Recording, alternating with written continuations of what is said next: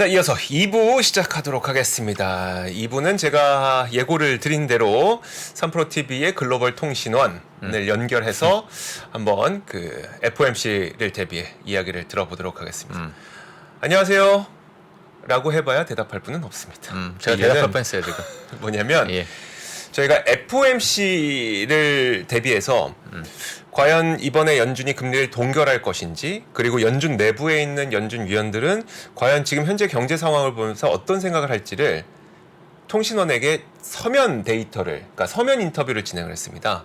그 이유가 뭐냐면 이분이 그 연준 내부의, 그러니까 내부 사정에 굉장히 정통한 분이에요. 그러다 보니까 예. 신원 노출이 안 됩니다. 그러니까 신원 공개가 안 돼서 저희가 줌 연결을 못 하고 CIA 그 모사드급. 그래서 예. 제가 한 일주일 전쯤에 서면 인터뷰 질문지를 보내드렸고 예. 그 질문지를 어제 받아서 자, 그 내용을 여러분들에게 정리를 해드리도록 하겠습니다. 예. 일단 그 어제 나왔던 지표가 굉장히 좀 중요했던 것 같아요. 어제 4.9%의 3분기 GDP 성장률이 발표가 됐었잖아요.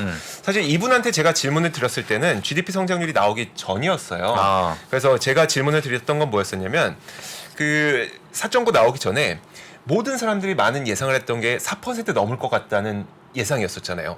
근데 만약에 이렇게 경제 성장률이 너무 높게 나오면 혹시라도 추가로 금리를 더 인상하는 것 아닌가 이런 우려가 있어서, 그러면 GDP 성장률이 높게 나왔을 때 정말 금리를 계속 올려야 한다고 생각하십니까? 라는 질문을 드렸습니다. 거기에 대한 답변을 하나씩 보여드리도록 하죠. 먼저 첫 번째 화면 볼게요. 자, 우리가 그 미국의 GDP 성장률 뭐 4.9 이러니까 그냥 뭐 4.9 잘 나왔네 이렇게 생각했는데 이분 얘기 듣고 보니까 예. 이건 성장률 쇼크구나. 이분이 딱 그렇게 표현을 했습니다. 이건 성장률 쇼크다. 왜냐? 지금 중국 성장률 얼마죠? 지금 4점 몇이죠? 4점 몇인데 4.5인가? 4.5인가 그렇게 되는데 예. 연간 목표치가 5%잖아요. 그렇죠. 아니 중국은 성장하는 국가고 미국은 이제 그 저기 선진국인데 중국 성장률과 맞먹는 성장률이 나온다는 게 이게 진짜 믿기지 않을 정도로 너무나도 큰 성장률이다. 이게 참 믿기 힘든 정도의 숫자다. 그렇기 때문에 만약에, 그러니까 이분이 얘기했던 거는 지표 나오기 전입니다. 그래서 4% 이상의 굉장히 높은 성장률이 나오게 될 경우 연준 내에서도 당연히 금리 인상에 대한 토론이 굉장히 치열하게 펼쳐질 것이라고 얘기를 했습니다. 이게 그럴 법도 한 게 뭐냐면 일단 지난 9월에 FOMC에서 경제 전망이 있었잖아요. 거기에서 보면은 연준 의원들이 2023년까지 1.9에서 2.2% 성장을 가정하고 이 정도 수준을 가정하고 금리 한 번 더 인상할 가능성이 있습니다라고 열어놨었죠. 네. 그러니까 1.9에서 2.2를 한 번 더 열어놨었는데 4.9가 나왔다. 물론 이건 3분기기는 하지만 또 어쨌든 2분기보다 2배 가까이 좀 좋아진 거니까. 그러니까 분명히 연준 내에서도 이 지표를 받아든 순간 굉장히 금리의 추가 인상 여부에 대해서 엄청난 치열한 토론이 아마 있을 거다라고 이야기를 했습니다. 이거는 이제 그분이 이제 내부 사정 잘 아니까 이 평가고, 그렇다면 개인적으로는 어떻게 평가하는지에 대해서도 이야기를 여쭤봤는데요. 자, 그거는 바로 여기 있습니다. 그분이 말씀하시기로는 지금 이 프록시 패드 펀드 레이트라고 하는 게 있는데 이게 7% 정도가 되기 때문에 충분히 긴축적이다라고 얘기를 해서 굳이 연준이 추가 금리 인상을 해야 될 것 같지는 않다라는 의견을 주셨습니다. 이 프록시 패드 펀드 레이트라고 하는 게 뭐냐면은, 그러니까 통화 정책을 평가할 수 있는 금리의 종합을 말하는 건데요. 여기에는 뭐 국채 금리 들어가고 모기지 금리 들어가고 대출이자 들어가고 이걸 비롯해서 12개 정도의 그 금리에 영향을 미치는 모든 요소들 다 넣은 겁니다. 그래서 이게 실질적으로 어느 정도의 금리 효과가 있는지를 보여주는 거라고 생각하시면 편하게 크게 틀리지 않을 것 같아요. 지금 표에서 보이시는 이 파란색 선 있잖아요. 이건 금리라고 보시면 되고 프록시 패드 펀드 레이트가 위에 있는 거 녹색 이걸로 보시면 됩니다. 예. 실질 금리에 비해서 실질 금리는 지금 보면 한 6% 아래 5% 정도죠. 실질 금리는. 그런데 프록시 펀드 레이트는 7%. 그러니까 무슨 말을 하는 거냐면 결국 시장의 긴축 강도를 보여주는 건데 실질 금리에 비해서 시장의 긴축 강도가 7%로 상당히 긴축적이다. 예. 그렇기 때문에 연준 내에서는 분명히 이번 지표를 보고 엄청난 논의를 하겠지만 결국 추가 금리 인상을 하기는 좀 어려울 것 같다라는 이야기를 이렇게 해주신 겁니다. 예. 이분께서는 네. 남성분이세요? 여성분이세요? 그걸 제가 헷갈리게 해드리려고 성별을 안 보이게 했습니다. 아기 별자리님이 이분 네. 실제로 존재하시는 분 맞냐고. 안 보이니까. 존재하시는 분이에요. 존재하시는 분이에요. 합리적 의심이래. 합리적 의심. 예. 아 진짜요? 못 믿으시겠어요? CIA는 아 뭐 그러면 이런 얘기를 제가 하겠습니까? 아니 CIA니까. 아 CIA니까. 잡혀갑니다 이러다가 진짜. 예. 예. 어느 분이 그렇게 말씀하셨어요? 아기 별자리. 아기 별자리. 자 이거 말고도 지금 이게 제가 질문 한 가지를 좀 말씀을 드린 거고 네. 한 4가지 정도의 질문을 좀 더 드렸습니다. 그래서 4가지 질문. 총 5가지 질문을 드렸었는데 그러니까 자 다음도 한번 보도록 하겠습니다. 다음 질문은 뭐였었냐면 그 최근에 가장 그 화두가 됐던 파월 의장의 발언이 이거였었잖아요. 그러니까 채권 금리가 상승했기 때문에 이건 시장 금리 말씀드리는 겁니다. 시장 금리가 높기 때문에 이미 이건 긴축적으로 시장을 만들고 있다라고 얘기했는데 그러면 이것도 마찬가지로 이 얘기는 결국 추가적인 금리 인상 없이도 지금 시장은 충분히 시장 금리 때문에 긴축되고 있습니까? 금리 인상 더 없겠습니까? 이런 시그널로 받아들여도 되겠습니까? 라고 제가 질문을 드린 겁니다. 그랬더니 이제 이분이 해주신 얘기가 연준이 일단 그 금리로 물가를 안정시키는 방법은 1차와 2차 단계가 있는데 일단 1차는 금리를 조정해서 금융시장을 타이트하게 만드는 거. 그리고 2차는 이 금융시장이 타이트해지니까 결국 그것 때문에 경제가 위축되는 거. 예. 이 2가지 단계를 거치게 되는데 어차피 연준, 특히 중앙은행은 1차밖에 못 건드린다. 1차밖에 못 건드리는데 지금 채권 금리가 뭐 10년물 국채 금리가 5%까지 높아지고 이런 것들은 결국 1차로 연준이 해야 될 것들을 대신 해주고 있는 거 맞다. 알아서 지금 달성해주고 있는 것이기 때문에 그 신호를 보는 거는 맞는 것 같다라고 얘기를 했습니다. 그래서 그러면서 덧붙여 주셨던 말씀이 연준 의원들은 대부분 지금 보면은 수익률이 급등해서 이게 10년물 국채금리라든지 아니면 단기 국채금리 이렇게 급등을 해서 이 그 시장 금리가 금리 인상을 대체할 수 있다고 공통적으로 생각한다. 하고 있다 이렇게 네. 얘기를 했습니다. 파월과 뭐 연준 의원이 생각이 비슷하네요. 일단은 그렇죠. 지금 네. 채권 금리 상승에 따른 네. 예. 그런데 이제 그 채권이라고 하는 거는 그 장기 성장률에 따라서 움직이는 것도 있지만, 그러니까 장기 채권 말씀드리는 겁니다. 장기채는 장기 성장률에 따라서 성장률이 좋아지면 이자 많이 줘야죠. 그래서 예, 그 장기채 금리가 올라가는 것도 있겠지만 사실 채권이라고 하는 거는 결국 수요와 공급의 문제도 있잖아요. 그런데 분명히 국채 수요 사이드에서는 국채 수요에서는 그게 굉장히 위축되고 있는 거 맞다고 합니다. 그 말은 사실 이분이 직접 말씀하신 건 아닌데 통상적으로 국채 수요가 적다 이 말은 시장 금리가 고공행진을 오래 할 수 있다라는 말과 같은 말이기 때문에 그렇죠. 그 부분은 좀 챙겨 보셔야 될 것 같고요.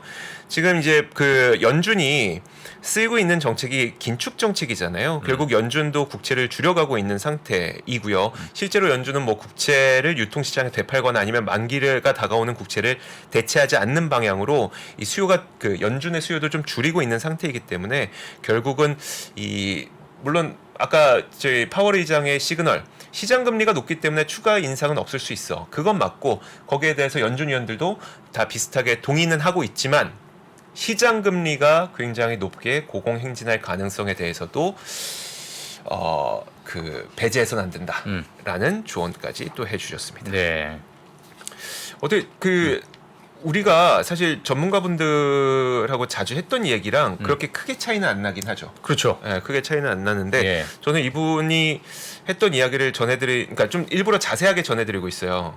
그 이유는 뭐냐면 이 디테일에서 이런 원리로 인해서 그리고 이런 그 원인으로 인해서 연준은 이렇게 생각하고 있구나, 혹은 이렇게 판단하고 있구나, 이런 것들을 좀 배울 수가 있어서 좀 자세하게 말씀을 드리고 있으니까요. 여러분들께서도 한번 들어보시면 좋을 것 같습니다.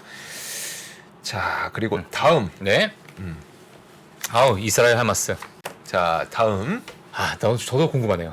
연준에서 보고 있는. 연준에서 어떻게 볼 것 그러니까 같아요? 연준에서 네. 보고 있는 이스라엘과 하마스. 네. 어떨 것 같으세요? 부정적으로 볼 것 같아요. 유가겠죠, 결국. 유가죠. 그렇죠. 네. 유가죠. 키는 유가지. 뭐.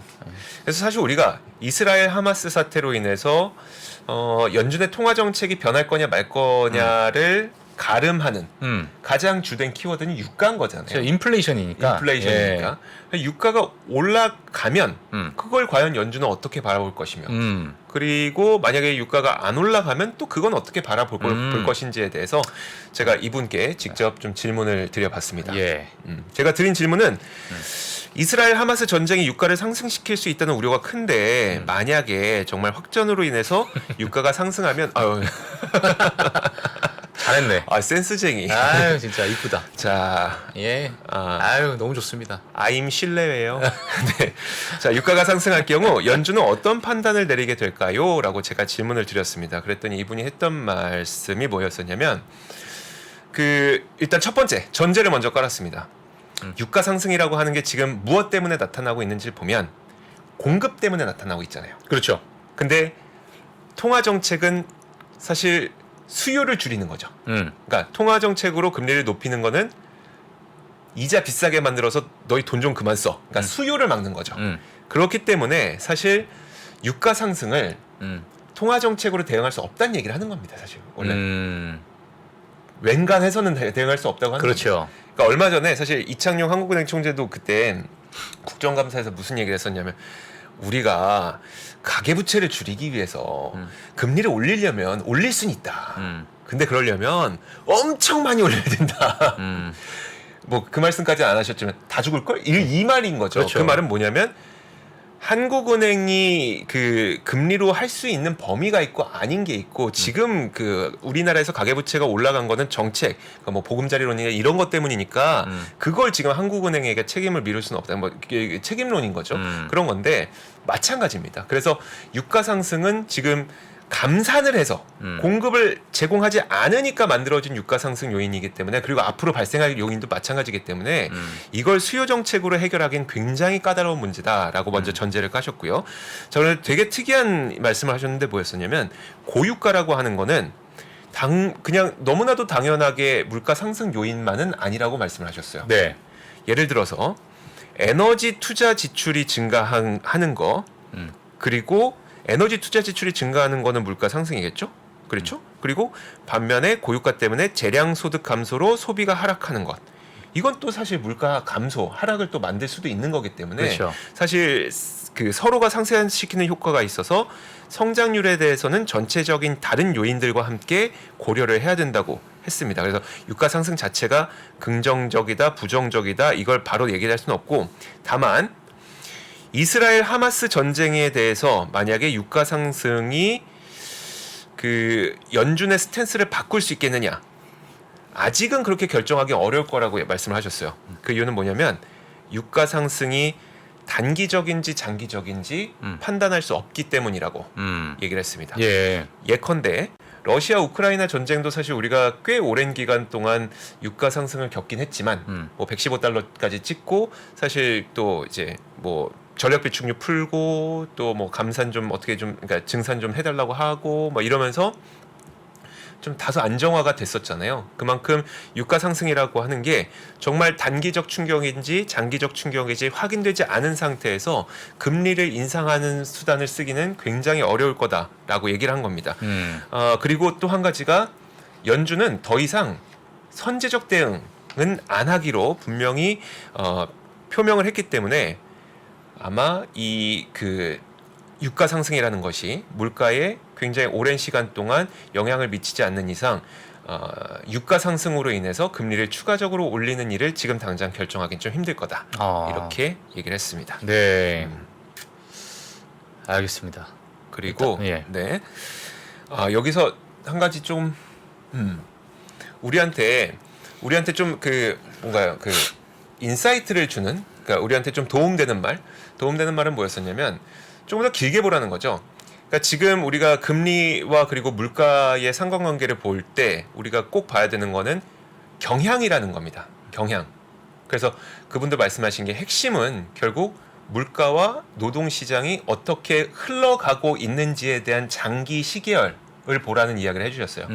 그러면서 덧붙여졌던 얘기가 뭐냐면, 화면 다시 한번 보여주세요. 지금 뭐 슈퍼코어 CPI도 그렇고 근원 CPI도 그렇고 뭐 잠깐 올라갈까 말까 하고 막 이러잖아요. 그러니까 떨어지는 속도가 좀 더뎌지고 있잖아요. 하지만 이분이 보기에도 그렇고 연준 내부에 있는 인사들이 보기에도 그렇고 근원 CPI 지금 더디지만 하락 트렌드는 이어지고 있다. 그러니까 잡혀가고 있다라고 하는 거고요. 그리고 고용시장도 사실 고용시장이 잡혀야지 이제 물가가 잡힐 텐데 고용시장도 좀 냉정하게 보면 지난 9월에 서프라이즈가 있었던 거 그것만 제외하면 사실 계속 완화적인 트렌드를 이어가고 있는 거기 때문에, 그러니까 우리가 중간중간 나오는 지표의 어떤 서프라이즈 지표들, 그러니까 중간중간에 톡톡 튀어오르는 지표들, 그런 것에 놀라는 것보다는 트렌드, 장기 트렌드가 어떻게 흘러가고 있는지를 보는 것이 더 바람직할 거다, 이렇게 얘기를 해주셨습니다. 저는 좀 통신원분 전문성이 있냐고요?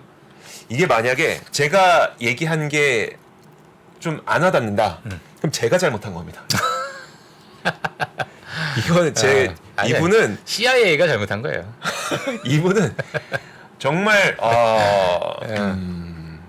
엄청난 분이십니다. 그래서 CIA가 잘못한 거지.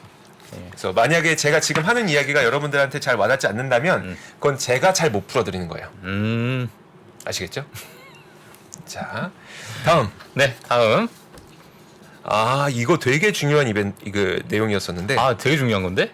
자, 요즘에 학계도 그렇고 정말 많은 여기저기에서 중립금리 이야기 많이 나오잖아요. 그렇죠. 중립금리 때문에 네. 지금 다 미국 시장 두들겨 맞았잖아요, 사실. 사실 이분은 중립금리에 대한 이야기를 직접 해주진 않으셨어요. 그런데 이분이 하는 얘기를 쭉 다 봤어요. 다 보고 나서 왠지 이거 중립금리 얘기를 하는 것 같은 거예요.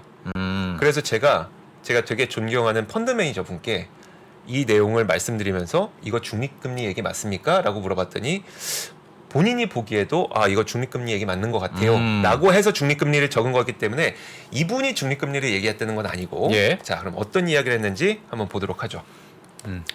제가 질문 드렸던 건 뭐였었냐면, 지금 그 인플레이션이 굉장히 높잖아요. 주거비도 그렇고 서비스 비용도 그렇고. 그러다 보니까 연준의 목표치, 연준의 인플레이션 목표치가 원래는 2%인데 3% 위에서 굉장히 오래 머물 가능성이 있습니까? 라고 물어봤더니, 여기에 대해서 어떻게 생각하시냐고 물어봤더니 일단 이렇게 얘기했습니다.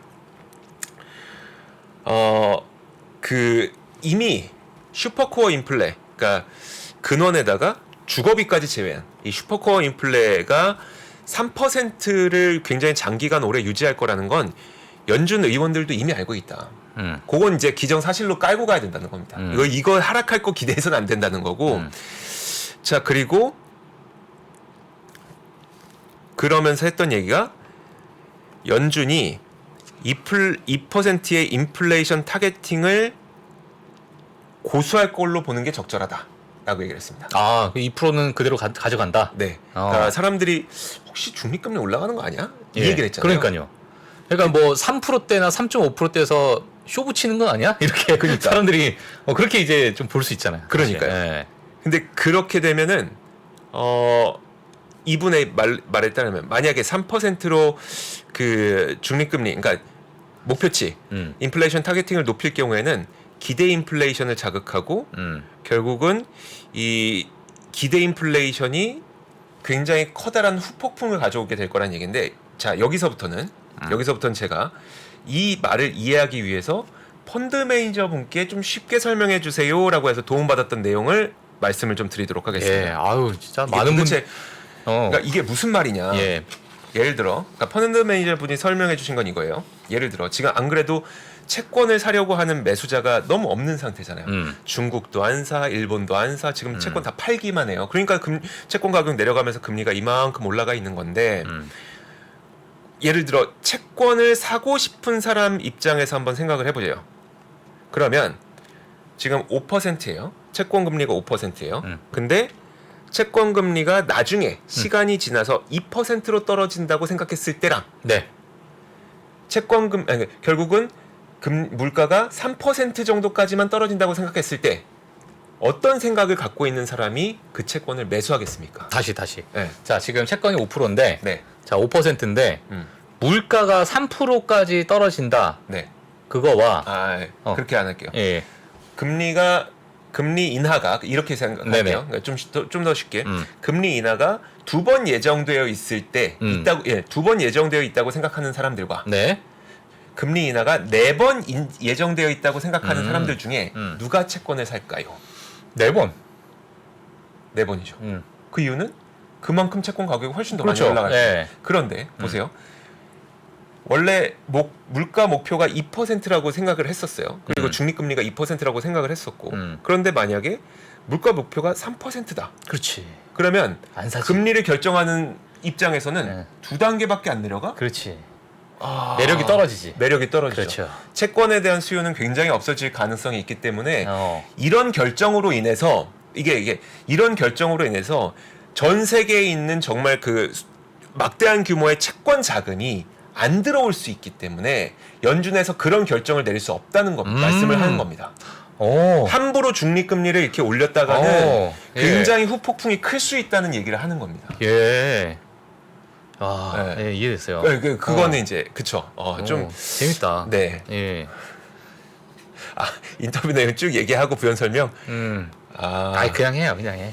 이거 저 네. 많이 뺀 거예요. 중간에 많이 삭제한 거예요. 아니 지금 형 지금 생략하는 게 더 많아. 어려운 거 다 뺀 거예요, 여러분. 어려운 거 다 지금 종이 이만큼 갖고 왔는데 지금 뭐 몇 장 하고 있어. 빼고 이 정도예요. 그 네. 이거 여러분 다 읽었다는 아무 의미. 지금 연준 보고서를 갖고 나왔습니다. 지금 제가 옆에서 보면서 아이고 이거 30분 안에 어떻게 나와 이러고 있어요. 예. 그러니까 이게 근데 이제 이번엔 다시 이제 저 조금 전 거는 이제 펀드 매니저 분께서 이제 해설해 주셨던 거고 예. 다시 우리 글로벌 통신원의 이야기로 넘어가서 이제 그러니까 물가 목표제라고 하는 거를 너무 이렇게 일방향적으로 생각하지 말라는 이야기를 하시는 거예요. 뭐냐면 우리는 지금 물가가 계속 고물가가 이어질 것 같으니까 이거 물가 목표 높여야 되는 거 아니야라고 생각하지만 불과 몇 년 전까지만 하더라도 우리는 2% 물가 상승도 못 맞추던 시대였다. 예. 그런 시대가 또다시 안 오리란 보장이 없으니 우리는 이 물가라고 하는 것은 상방과 하방 양방을 다 생각해야 된다는 거고 지금 현재 상황에 물가가 올라가는 건 맞지만 다시 한번 그림 보여주시면 인공지능과 과학기술 발전이라는 건 계속 이어지고 있었잖아요. 그리고 2000년대 이후에 왜 도대체 물가가 안 올라가는지에 대해서 주요 논거 가운데 하나가 또 과학기술 발전이기도 했었어요. 결국은 생산성이 향상되니까 물가가 안 오른다였었거든요. 예. 마찬가지로 지금 인공지능, 과학기술 발전 이런 것들은 물가의 하방 압력으로 작용을 하는 거기 때문에 너무 일방향으로 생각하지 마라라는 조언까지도 좀 해주셨습니다. 자, 그리고 고용시장 마지막으로 고용시장입니다. 자, 사실 저는 이분한테 궁금했던 게 지금 고용시장이 너무 타이트하니까 계속 물가도 안 내리고 금리도 못 내리고 하는 건데 고용시장은 언제쯤 좀 둔화될 걸로 예상하세요? 라고 질문을 여쭤봤어요. 자, 화면과 함께 이야기 들어보시죠. 자, 어느 시점에 둔화될지는 사실 그거 안다고 얘기하면 그게 사기꾼이죠. 저희도 알 수 없습니다. 다만 우선 현재 노동시장이 아직도 타이트한 3가지 이유가 있는데 첫 번째 되게 중요할 것 같아요. 통화 정책 효과가 아직 무르익지 않았다. 기다려야 된다. 통화 정책을 썼고 그 정책 효과가 나기까지는 기간이 필요하죠. 통화 정책 효과를 기다려야 된다는 게 첫 번째. 그 다음에 두 번째는 미국 현재 이야기를 좀 제대로 해주셨는데 기업들이 인력을 자리지 않고 있대요. 아 그래요? 네, 않고 있대요. 오. 그러니까 보통은 기업들이 앞으로의 뭐 6개월 실적, 1년 실적을 가이던스 제공하잖아요. 그러니까 가이던스 제공하는 게 본인들이 앞으로 실적이 좋아질 건지 나빠질 건지를 본인들 스스로 체크를 하는 건데 보통은 나빠지면 잘라야 되는데 자르지 않고 있다고 합니다. 유선아님 회사는 왜 잘랐지? 좀 이따 물어봐야겠다. 네. 적어도 오늘 통신원 유산함님은 아닙니다. 이거 보면. 네, 그렇죠. 자, 그리고 마지막도 되게 인상 깊었는데 미스매치가 심하대요 지금.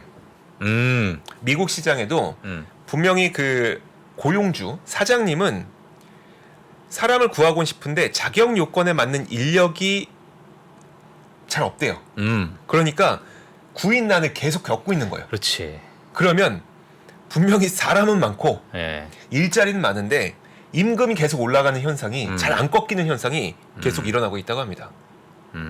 그래서 맞아, 미스매치가 물가 상승과 임금 상승을 또 계속 유지시킬 수도 있겠구나. 근데 이게 저는 지금 아까 전에 저도 아까 그 근무 환경 근무 조건에서 얘기를 했는데 네. 이 미스매치도 모르겠어요. 이건 제 그냥 개인적인 잠깐 떠올라서 그냥 말씀드리는 건데 이 기업의 환경이 많이 변하고 네. 구조적인 변화가 많이 생겼잖아요. AI라는 게 도입이 되고 또는 뭐 빅데이터라는 게 많이 도입되고 하니까 거기에 맞는 인력을 찾기가 네, 매치시키기가 정말 힘든 거죠. 지금 현재 있는 그 기업 환경에서. 그렇죠. 예. 그리고 물론 근무 환경도 많이 바뀌고 재택근무라는 것 때문에 그러다 보니까는 기업이 정말 원하는 인력이 왔으면 하는데 네, 그 과거에 있었던 그런 여러 인력과 지금 앞으로 우리가 성장을 해야 될 그런 분야와 매치가 안 되는 거야. 지금 현재 그 구조적으로. 네, 자, 그러다 보니까는 이제 기업단에서는 함부로 해고하기도 좀 그렇고 그렇다고 고용을 했는데도 계속 안 맞으니까 계속 인력난에 이제 허덕이고 있는 그런 부분이 약간의 좀 사회적으로 좀 나타난 게 아닌가. 그러니까요. 이런 생각이 좀 들어보네요, 그냥. 그러니까 이런 현상의 이런 상태의 고용 시장이라면 예. 이 고용 시장은 비단 그냥 사람들이 일자리로 돌아온다고 해서 해결될 문제는 아닌 거죠. 그러니까 예. 고용 시장의 타이트함은 조금 오래 이어질 수 있고 이분에 따르면 그래도 한 1, 2년 정도는 그 이어지지 않겠습니까라고 하는 이유가 인플레이션 목표치가 지금 회귀하는 시점을 연준도 1년에서 2년 뒤로 보고 있기 때문에 노동 시장도 그 정도의 기간을 좀 보고 있다. 예. 연준 내에서도. 근데 그렇게 되면 이게 어떤 의미를 갖게 되냐면 사실 이게 만약에 올바른 방향으로 간다. 그럼 딱히 연준은 크게 스트레스 받지 않을 거다. 크게 변하지 않을 거다. 예. 그러니까 아까 큰 트렌드를 보라고 했잖아요. 물론 1, 2년이라는 오랜 시간이 걸리겠지만 그 기간 동안 고용시장이 좀 완화되는 분위기를 계속 이어가게 된다면 속도는 느릴지라도 결국 그 연준은 특별한 그 정책 변화를 갖지는 않을 거다라고 이야기를 해주셨습니다. 크게 대외 환경에서 그러니까 대외 환경에 있는 여러 어떤 정보에 의해서 네. 우리 연준의 어떤 통화 정책을 급변하게 하진 않을 것이다. 예, 그렇게 크게 흔들리지 않는 네. 그런 방향성을 가질 것이다가 이제 일단은 기조네요. 그렇죠. 예, 연준의 기조. 그래서 알겠습니다. 일단 보면은 이번 성장률 때문에 아마 굉장히 많은 그 연준 내에서도 치열한 토론이 있을 것 같습니다. 이것도 중요한 것 같아. 뭐야? 지금 만료조님이 음. 그냥 평소에 3% 패널들한테 듣던 소리랑 똑같은 소리네요. 그냥 연준 입장. 예를 들면 네네. 지금 저런 것도 지금 3%에 나오는 정말 전문가분들과 네. 뭐 연준에서 생각하는 게 거의 비슷하구나라는 것도 오늘로서 또 우리가 알게 된 거잖아. 아 그러네요. 네, 뭔가 새로운 게 그분들은 뭔가 새로운 게 있는데 우리가 캐치 못하는 게 있을까? 라는 것을 네. 오늘 우리가 3프로 TV에서 나오시는 뭐 정말 전문가분들이 네. 얘기하시는 걸 그렇게 크게 차이가 없구나 라는 것도 되게 중요한 정보잖아요 이제. 그러네요. 예, 그러니까 나는 정말 좋은 그러한 또 이야기를 듣는 게 아닌가라는 생각이 듭니다. 예. 자, 음. 달려라 꼴째님께서. 아유 고맙습니다. 감사합니다. 잠깐만, 저건 이거 얼마야? 오, 80만. 80만. 얘네가 좀 10배죠. 10배다. 10배. 88에. 예. 아니지. 감사합니다. 아니지. 지금 800원, 880원 정도 돼요. 계산이 안 돼. 900원 약간 안 돼요. 야. 900원 약간. 야, 너무 감사합니다. 저희 은개미님이에요. 은개미 누님. 네. 원래 실버 엔트셨어. 감사합니다. 지금 새로운 인생을 살고 계십니다. 꼴째님으로. 꼴찌. 예. 자, 그렇습니다. 자. 저는 되게 저 어떻게 이렇게 얘기를 해주셨지 했는데 예. 물론 그 스탠스는 같습니다. 아. 스탠스는 같지만 그 디테일이 정말 참나. 예. 자, 저희가 오늘은 이렇게 굳이 본인의 신분을 밝힐 수가 없어서 제가 서면으로 하다 보니까 어쩌면 여러분들에게 와닿는 그 정도도 굉장히 얕았을 수도 있어요. 예. 그건 다시 한번 말씀드리지만 제 탓인 거고, 다음번에 저희가 계속해서 이제 우리 글로벌 라이브 그리고 3프로 TV의 글로벌 통신원 분들을 많이 연결해서 좋은 이야기 많이 들을 예정이거든요. 앞으로도 계속 사랑 부탁드리도록 하겠습니다. 네. 자, 글로벌 라이브 2부 여기까지였고요. 잠시 후에 유산업님 만나보도록 하겠습니다. 네. 외환위기 오는 거 아니에요? 금융위기 오는 거 아니에요? 이런 질문들을 좀 굉장히 많이 받았었습니다. 탐욕이 되게 강했을 때 위험자산으로서의 극단적인 쏠림이 나타나고 공포감이 극에 달했을 때 안전자산으로서의 극단적인 쏠림이 나타나거든요. 과거의 일이 미래에 똑같이 일어난다 이건 아니지만 그때 당시에 위기 상황에서는 어떤 공통점들이 있었는지를 보면서 우리가 대비를 하는 방법도 고민해 볼 수 있고요. 과거를 제대로 이해하는 순간 위기의 실체가 드러납니다. 오건영의 현실 경제 이야기를 서점에서 만나보세요.